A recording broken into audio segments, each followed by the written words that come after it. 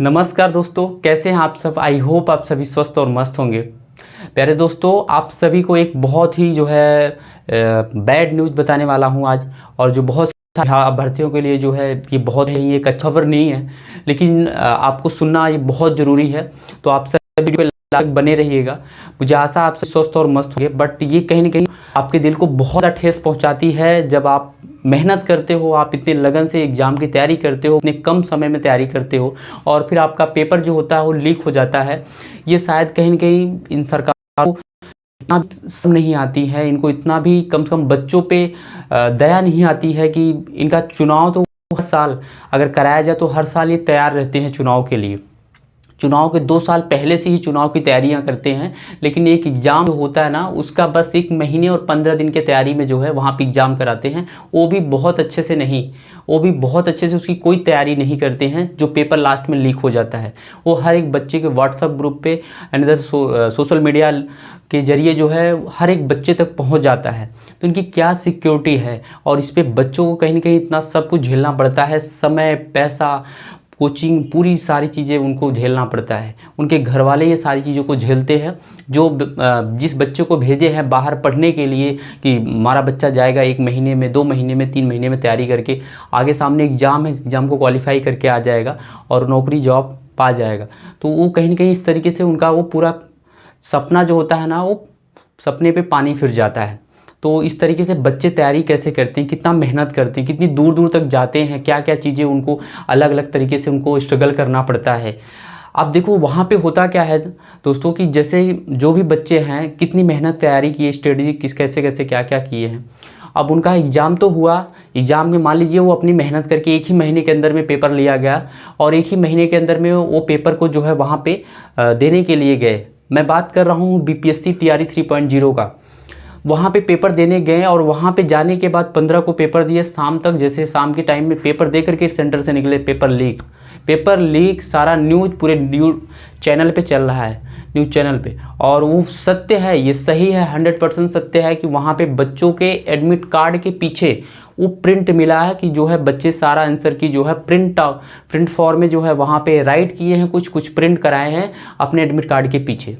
अब जान लो लाइफ में पहली बार ऐसा हुआ जो एडमिट कार्ड के पीछे जो है आंसर की को प्रिंट कराया गया। ऐसा कभी नहीं और किसी भी एग्जाम में नहीं सुना होगा आपने।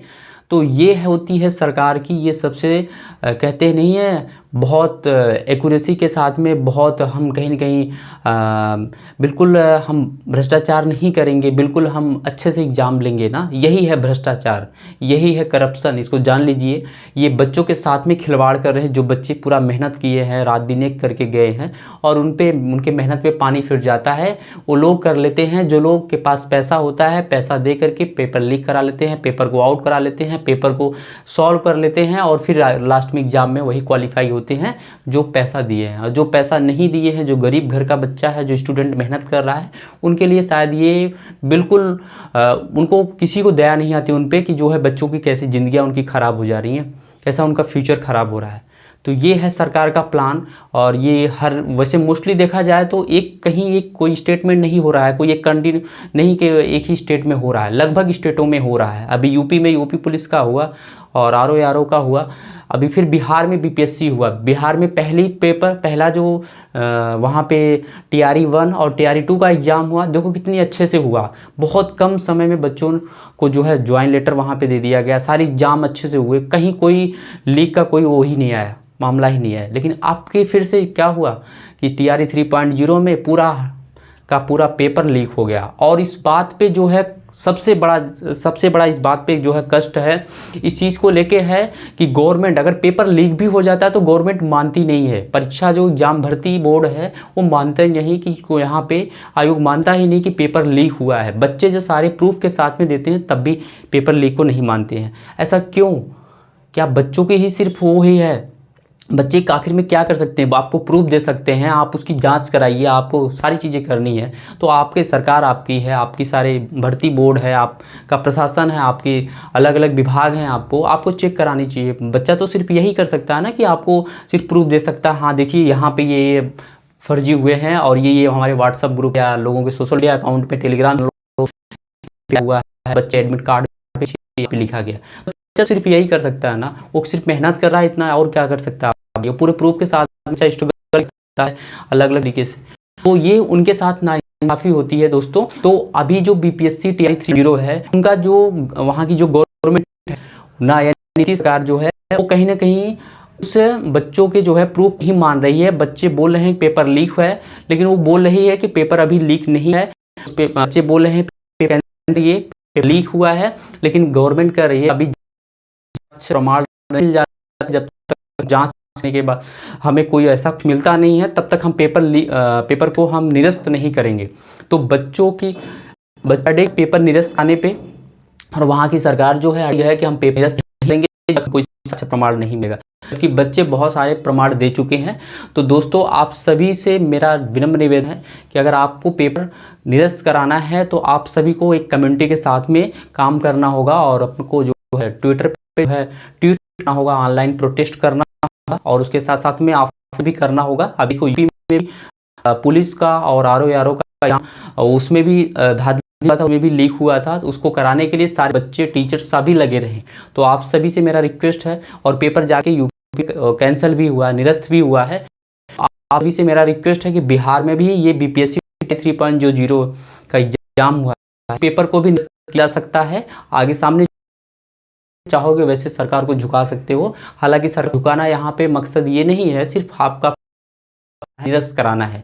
तो सरकार कहीं ना कहीं अगर वहाँ पे बच्चों के लिए काम करेगी तो जाके अच्छी मानी जाएगी, अन्यथा नहीं मानी जाएगी। तो यहाँ पे आप सभी सोशल मीडिया के अकॉर्डिंग जो है आप सभी प्रोटेस्ट करते रहे ऑनलाइन, आप ज़्यादा से ज़्यादा है वहाँ पे कम्युनिटी में करिए और ऑनलाइन प्रोटेस्ट करिए। उसके साथ साथ में ऑफलाइन भाई जो वहाँ के बच्चे हैं, जो भी स्टूडेंट हैं, उस सब के सब करेंगे। तो उसके साथ साथ में क्या जो है सफल होंगे।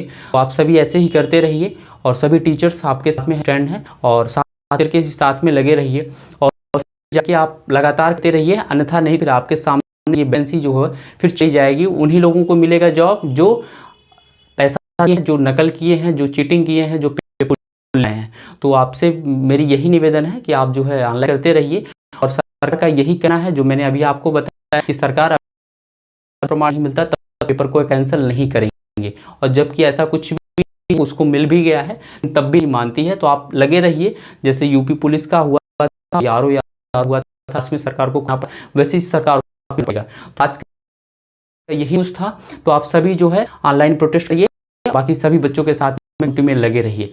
तब तक के लिए थैंक यू, जय हिंद। कोई न्यू अपडेट के लिए फिर से हम आप सभी नए हैं तो चैनल को सब्सक्राइब, वीडियो को लाइक करिए, अपने फ्रेंडों को शेयर करिए। Thank you.